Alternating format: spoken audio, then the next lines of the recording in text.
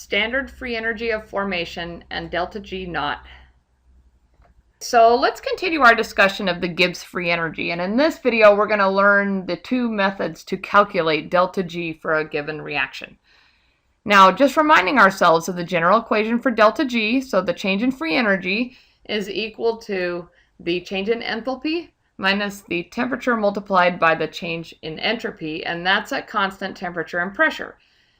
Now, this is the free energy that is available for work and the extent of reaction. These are described by delta G. Now, the standard Gibbs free energy of formation is similar to the standard enthalpy of formation for various substances. So we talked about the standard enthalpies of formation earlier in the course. And now we're going to talk about the standard Gibbs free energy of formation for substances. And these are defined as the free energy change for the formation of 1 mole of a given compound from its constituent elements in their standard state. So remember, this is exactly what we did with Unit 5 with enthalpies. And the standard state is a pressure of 1 atmosphere, or the molarity is 1 molar. And these are usually tabulated at 25 degrees C, although that does not technically have to be the case as far as defining the standard state. Remember that the standard enthalpy of formation for a pure element in its standard state is 0. So we learned that previously as well. It's exactly the same for the standard free energy of formation. So pure elements in their standard state, delta G F naught is 0 also. And all of these values are tabulated just like absolute entropies and enthalpies of formation. And so now we have free energies of formation also in kilojoules per mole. And so we have large tables of tabulated values. Now notice, here's aluminum solid. That's an element in its standard state. And notice that delta GF is 0.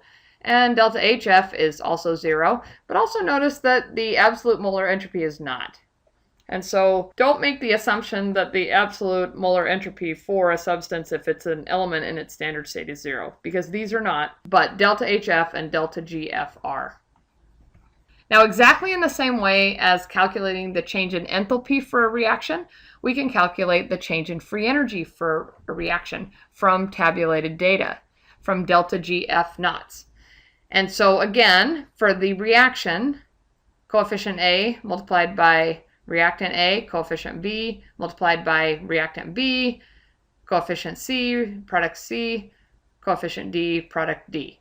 Now we can take the coefficient multiplied by the free energy of formation of product C, add it to the coefficient multiplied by the free energy of formation of product D, and then we're going to subtract off our reactants, coefficient of A multiplied by the delta GF of A, and coefficient B multiplied by the free energy of formation of B.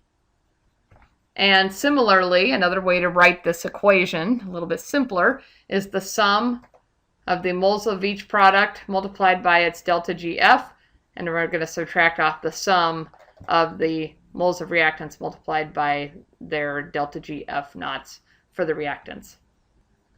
Now, we can also calculate the standard Gibbs free energy using tabulated standard enthalpies of formation and standard molar entropy values in that table.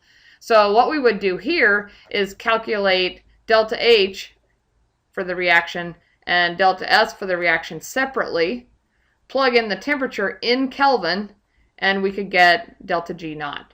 So that's another way to do it. So don't forget that. There are 2 ways to do this depending on the information that you have.